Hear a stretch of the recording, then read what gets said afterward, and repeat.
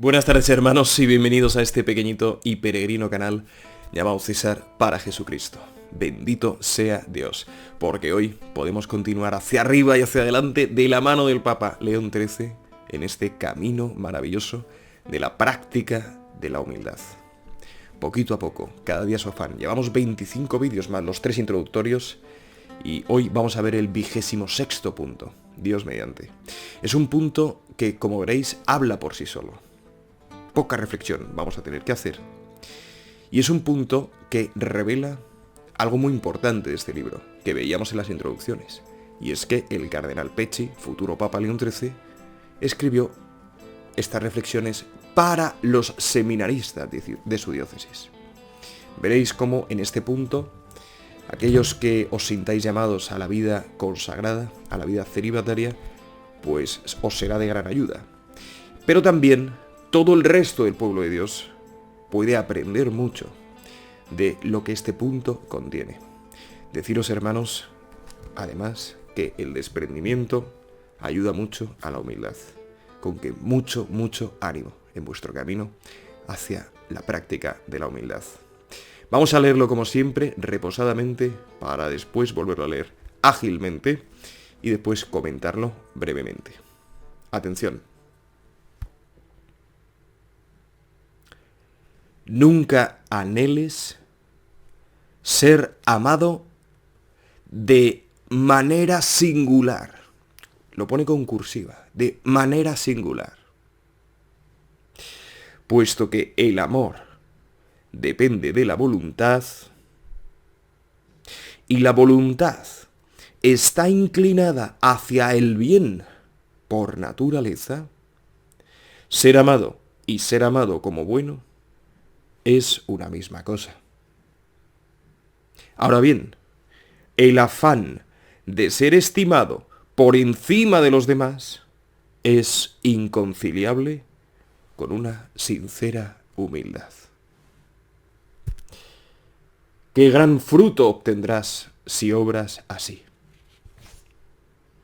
Tu alma, no mendigando ya el amor de las criaturas, se refugiará en las sagradas llagas del Salvador. Allí, en el corazón adorable de Jesús, experimentarás las indecibles dulzuras divinas. Y habiendo renunciado generosamente por Él al amor de los hombres, podrás gustar en abundancia la miel de los consuelos divinos, que le serían negados si hubiese sido presa del dulzor falso y mentiroso de los consuelos terrenos. Porque los consuelos divinos son tan puros y sinceros que no pueden ser mezclados con los consuelos de aquí abajo. Y somos inundados por aquellos en la medida en que nos vaciamos de estos. Por otra parte, tu alma podrá volverse libremente hacia Dios y reposar en Él, con el pensamiento de su presencia y de sus perfecciones infinitas.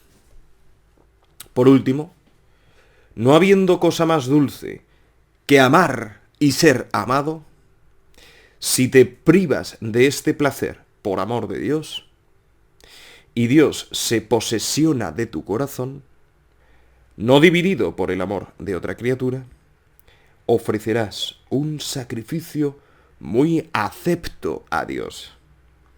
Y no temas que, obrando así, se vaya a enfriar tu amor al prójimo, pues no le amarás por interés, por seguir tu inclinación, sino tan solo por dar gusto a Dios, haciendo lo que sabes le agrada. Hasta aquí el punto, hermanos. Como veis, muy completo. Se pueden sacar un montón de conclusiones y por eso vamos a volverlo a leer más ágilmente y raudamente para ello. Vamos allá. Nunca anheles ser amado de manera singular, puesto que el amor depende de la voluntad y la voluntad está inclinada hacia el bien por naturaleza, ser amado y ser amado como bueno es una misma cosa. Ahora bien, el afán de ser estimado por encima de los demás es inconciliable con una sincera humildad. ¿Qué gran fruto obtendrás si obras así? Tu alma, no mendigando ya el amor de las criaturas, se refugiará en las sagradas llagas del Salvador. Allí, en el corazón adorable de Jesús, experimentarás las indecibles dulzuras divinas, y habiendo renunciado generosamente por él al amor de los hombres, podrás gustar en abundancia la miel de los consuelos divinos, que le serían negados si hubiese sido presa del dulzor falso y mentiroso de los consuelos terrenos. Porque los consuelos divinos son tan puros y sinceros que no pueden ser mezclados con los consuelos de aquí abajo, y somos inundados por aquellos en la medida que nos vaciamos de estos. Por otra parte, tu alma podrá volverse libremente hacia Dios y reposar en Él con el pensamiento de su presencia y de sus perfecciones infinitas. Por último, no habiendo cosa más dulce que amar y ser amado, si te privas de este placer por amor de Dios, y Dios se posesiona de tu corazón, no dividido por el amor de otra criatura, ofrecerás un sacrificio muy acepto a Dios, y no temas que obrando así se vaya a enfriar tu amor al prójimo, pues no le amarás por interés, por seguir tu inclinación, sino tan solo por dar gusto a Dios, haciendo lo que sabes le agrada. Bueno, hermanos, pues como veis, hay mucha tela que cortar en este punto, como diríamos en España, lo que quiere decir, hay mucho que comentar.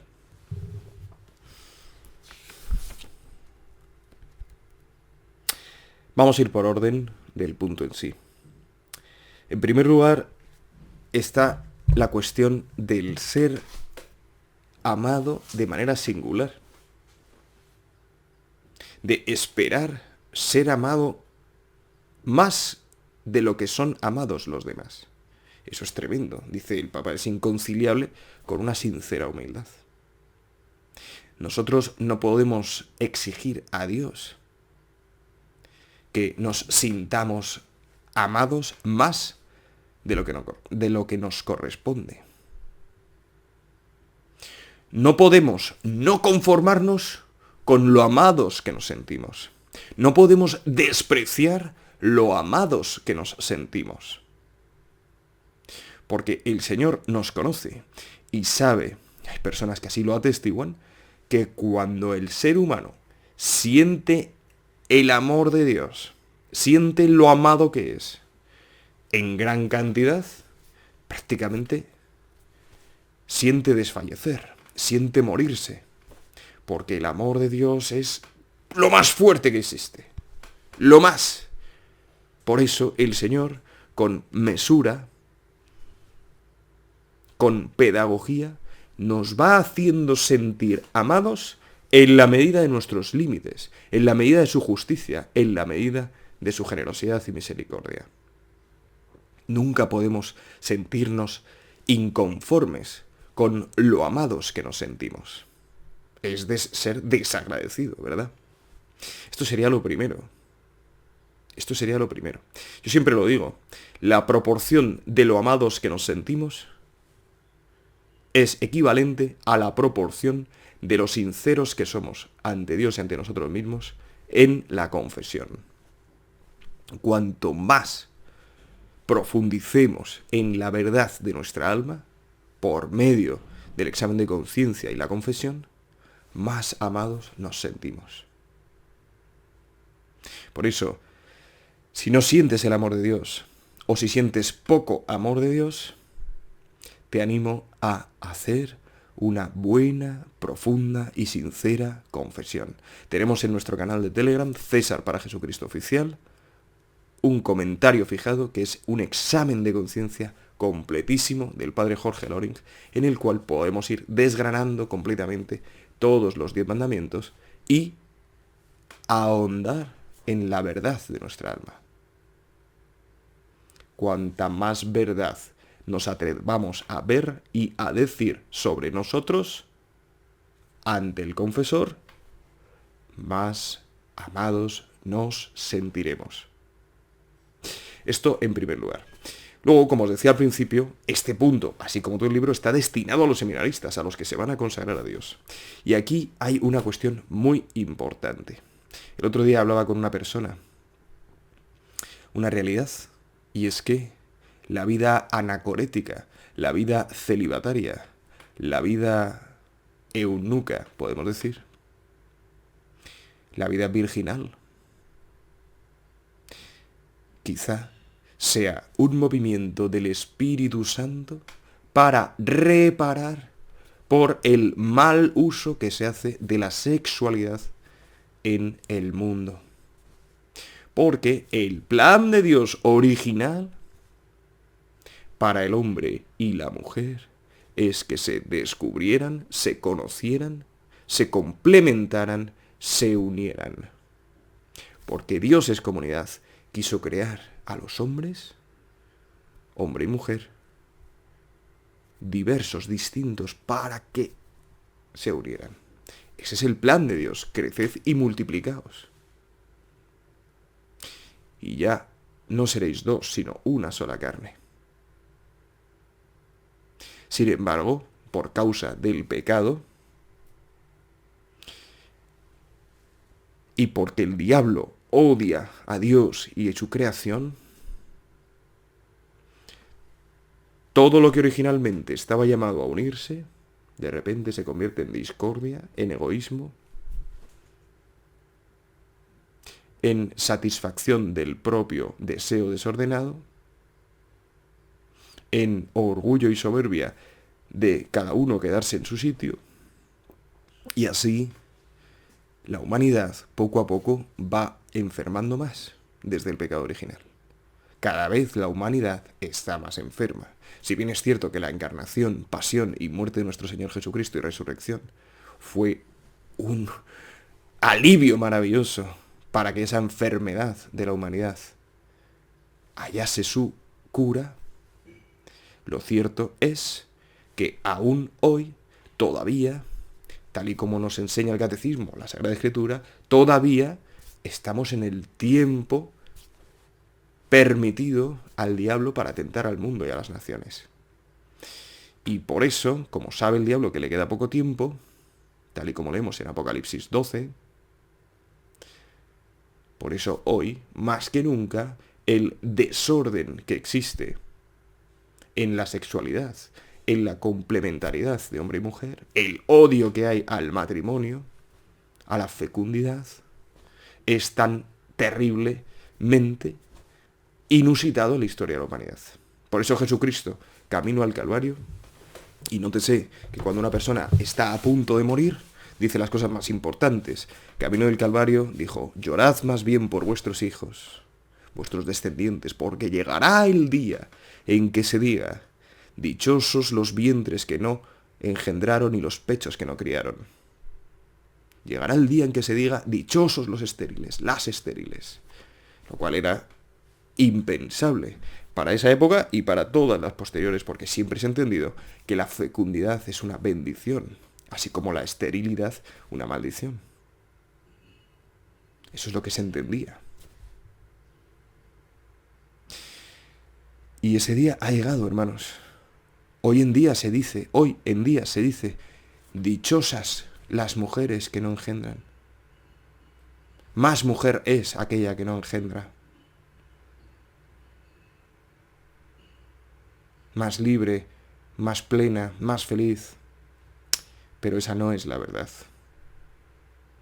Porque nosotros, los seres humanos, estamos hechos para complementarnos y para dar fruto.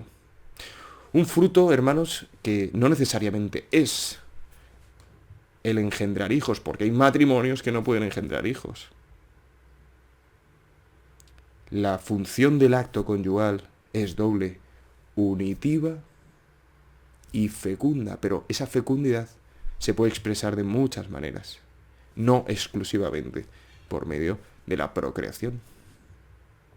Por eso, creced y multiplicaos. No es lo mismo crecer que multiplicarse. Crecer interiormente. Esa es otra fecundidad. Esa es otra luz para el mundo. Y multiplicaos. Esa es la misión que Dios puso a la humanidad. Y por causa del pecado se trastocó todo. Y por causa del pecado aparecen, esto es lo que hablaba con esta persona el otro día, los anacoretas, la virginidad, el celibato. Sabéis, hermanos, que hoy en día muy pocos son los consagrados que viven bien el celibato, que viven en un estado de gracia permanente. Yo conozco pocas personas que vivan en un estado de gracia permanente, pocas. Y os digo, hermanos, que cuando el Señor concede eso, el alma descansa, el alma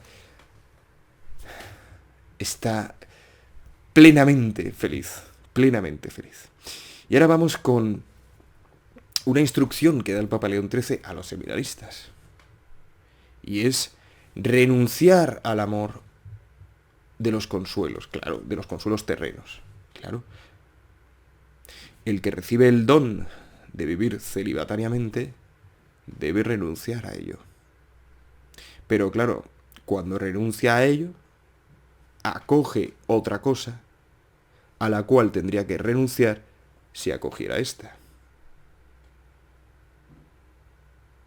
En realidad, un célibe que vive bien su celibato ha acogido un don, ha acogido una gracia muy grande. Y sí, tiene que renunciar a una cosa, pero a otra no tiene que renunciar. Y sucede, hermanos, fijaos que aquí nos dice, nos dice aquí, tu alma no mendigando ya el amor de las criaturas. Yo aquí me acordaba de Jesucristo, que mendiga el amor de las criaturas. Estoy a la puerta y llamo, esperando que me abras. Qué curioso, ¿no? Qué curioso que Dios mendigue el amor de las criaturas. Es tremendo. Por eso, el hecho de hacerlo no es un mal en sí mismo. No. Es una manera de imitar a Jesucristo. Pero se puede lícitamente no mendigar dicho amor. Y entregarse en cuerpo y alma a nuestro Señor, si recibes el don, para gozar de sus consuelos. Deciros también, aquí dice, habiendo renunciado generosamente por él al amor de los hombres, podrás gustar en abundancia la miel de los consuelos divinos, que le serían negados si hubiese sido presa del dulzor falso y mentiroso de los consuelos terrenos. ¿Hay consuelos terrenos falsos y mentirosos? Por supuesto. ¿Hay consuelos divinos falsos y mentirosos? No. Pero ¿hay consuelos terrenos que sean verdaderos, plenamente? Por supuesto, por supuesto. Pensad en nuestro Señor, por eso se encarnó. El Señor, cuando consolaba a alguien, cuando Jesucristo consuela a las hijas de Jerusalén, ¿consolaba divinamente o terrenamente? Consolaba exactamente, divinamente y terrenamente. El Papa nos enseña que no se mezclan ambos consuelos, sino que pueden coexistir. Puede coexistir el consuelo divino y el consuelo terreno. No se anulan en uno al otro cuando se vive santamente. Por eso tiene sentido el matrimonio cristiano, la santidad del amor humano. Ahí tenemos a Juan Pablo II con la teología del cuerpo. La cuestión es que hay algunos consuelos terrenos que no contemplan la posibilidad de que coexistan con el consuelo divino. Hay algunos consuelos terrenos que son exclusivamente, porque excluyen, que son terrenos. Entonces, debemos estar siempre muy, muy, muy, muy, muy vigilantes muy, muy, muy, muy, muy humildes con la ayuda de la Virgen,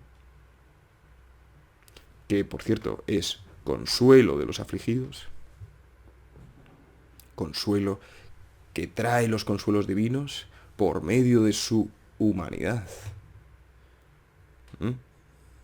Debemos estar siempre muy atentos para saber distinguir unos consuelos terrenos de otros consuelos terrenos, los que incluyen el consuelo divino, los que excluyen el consuelo divino. En otras palabras, no todo consuelo terreno es malo, ni todo consuelo terreno es bueno. Depende de si permite que el consuelo divino aparezca. Y es que hay consuelos divinos que solo suceden por medio de los consuelos terrenos. Claro. He ahí el misterio de nuestra fe, la encarnación. Más terreno que encarnarse. Cristo compartió con nosotros nuestra naturaleza. Cristo se materializó, se terrificó. Dios se hizo terreno.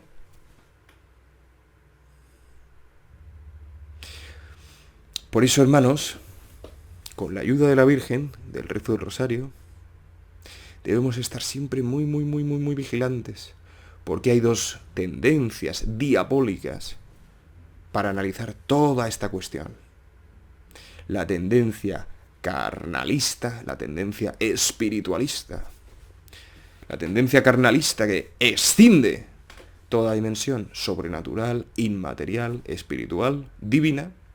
Y la tendencia espiritualista que escinde toda realidad material, humana genuinamente, temporal, material. Nosotros no somos ángeles. Y el diablo odia la carne, odia la corruptibilidad de la carne. El diablo es enemigo de la creación de Dios, que es carne. Cuando decimos que los enemigos del alma son el diablo, el mundo y la carne, no significa que la carne sea un mal. La carne es un enemigo del alma, el espíritu está dispuesto, pero la carne es débil, decía Jesucristo. Y el hermano San Francisco de Asís llamaba a su cuerpo el hermano asno. La carne es frágil, es corruptible, pero es corruptible por causa del pecado, no porque Dios la haya hecho corruptible. Y una de las misiones de Jesucristo fue devolver a la carne la plenitud original que tenía. Y es lo que va a hacer cuando haga los cielos nuevos y la tierra nueva. Mira que yo hago nuevas todas las cosas. Leíamos ayer en la Santa Misa, en la segunda lectura. Mira que yo hago nuevas todas las cosas. Renueva. Entre otras cosas, la carne. Porque la carne no es un mal en sí mismo. Enemigo del alma es la carne corrompida por el pecado, que tiende a la fragilidad, a la ignorancia y a la malicia. Tendemos a eso. Pero junto con esa tendencia, con esas tres tendencias de la concupiscencia, tenemos también otra tendencia, que San Ireneo de León llamaba los consilia bona, los consejos buenos, que incluso recibe el no bautizado.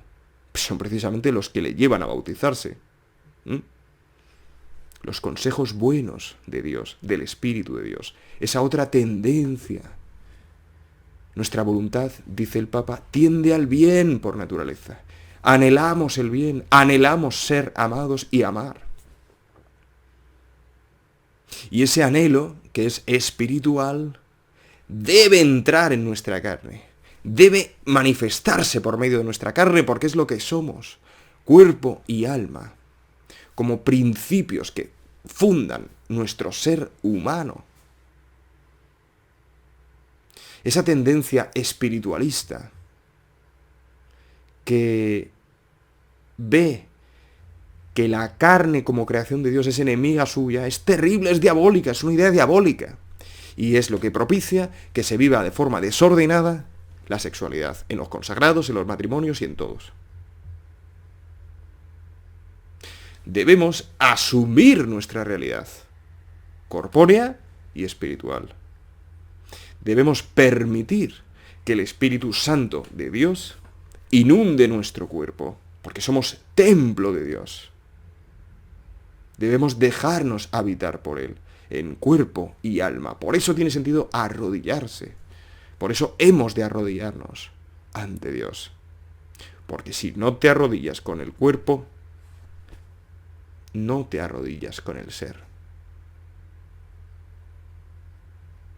Mirad, ¿sabéis cuando una persona tiene un afecto desordenado por una criatura? Cuando busca más a esa criatura que al Creador. Una persona puede amar profundamente a una criatura y no tener el corazón dividido, porque por encima de esa criatura ama al Creador.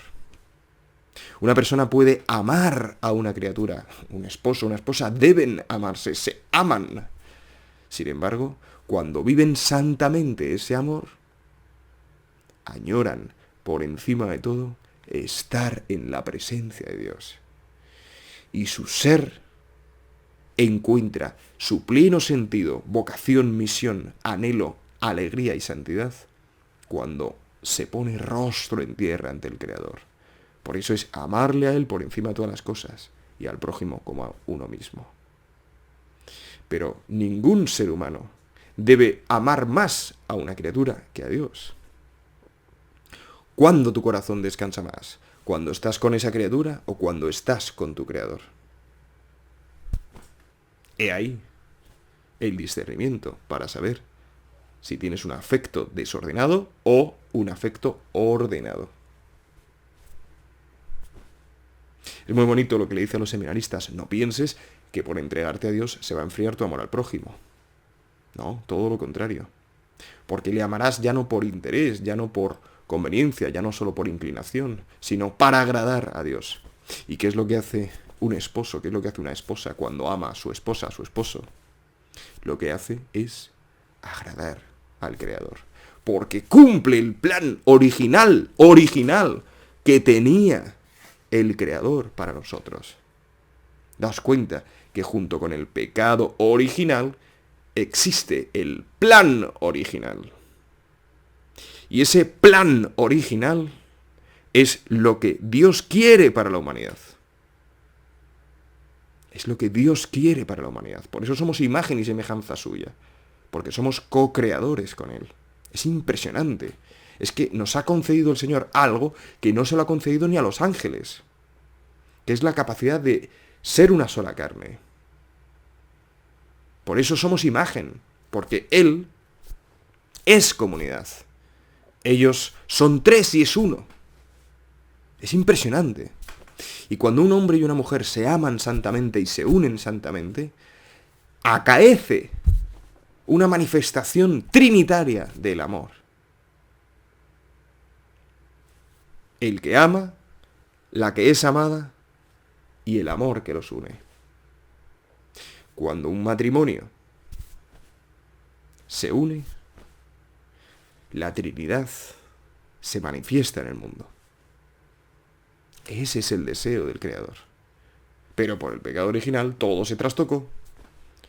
Y el Espíritu Santo de Dios ha suscitado a lo largo de la historia, especialmente a lo largo de la historia de la Iglesia, la vida celibataria, la vida anacorética, para reparar por las ofensas.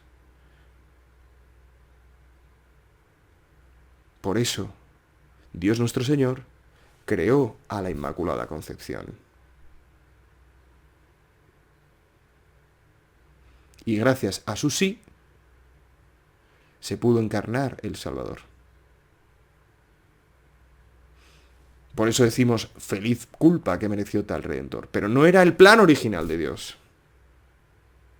Lo que sucede es que como el diablo es el mono de Dios, cuando Dios permite al diablo enredar, es para sacar un bien mayor. Es impresionante la justicia, la sabiduría de Dios, el asombro que produce contemplar todos estos misterios. Y ahora nosotros, ¿qué debemos hacer?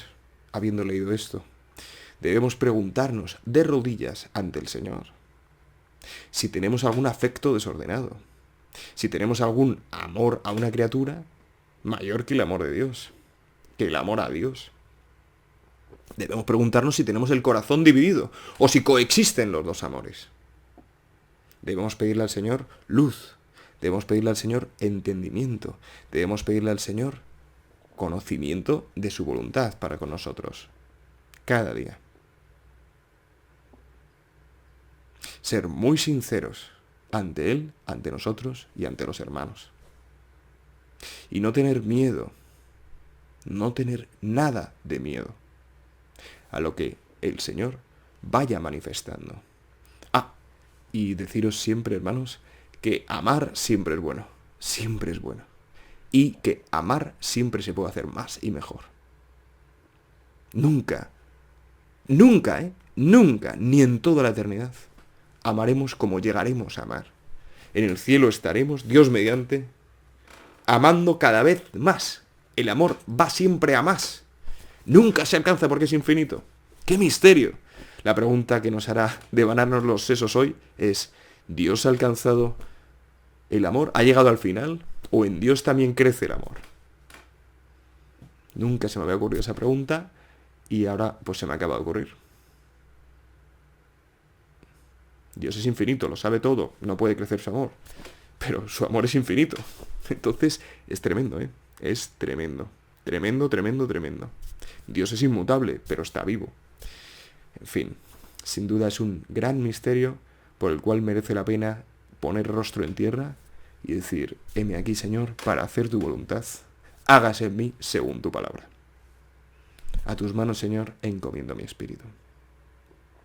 Pues mucho ánimo, hermanos, porque me encanta haber hablado de este punto, ya que humildad y amor van juntos, juntos, juntos. Cuanto más humildes, más amamos. Cuanto más humildes, más amados nos sentimos, nos sabemos, nos reconocemos.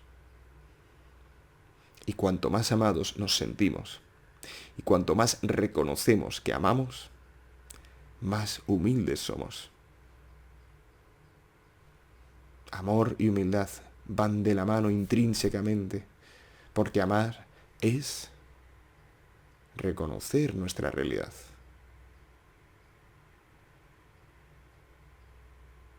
Y es hacernos pequeños, reconocer nuestra vulnerabilidad. Amar es exponerse, amar es arriesgarse, amar es entregar la vida. Nadie tiene amor más grande que el que da la vida por sus amigos. Pues mucho ánimo, hermanos. Realmente estoy muy contento de haberos traído este vídeo y nos vemos en el próximo, si Dios quiere. Que Dios os bendiga, la Virgen os guarde en este día, San José os abastezca de todo lo que necesitáis para agradar al Señor, Santiago Apóstol os dé su valor y el cielo entero supla en vuestras almas lo que a este vídeo le falta. Amén. Sancte Micael Arcangele, defendenos in prelio, contra nequitiam et insidias diaboli esto presidium. Imperetili Deus, supplices deprecamur, tuque, princeps militiae celestis, Satana maliosque spiritus malignos, quid ad perditionem animarum pervagantur in mundo, divina virtute, in infernum detrude. Amén.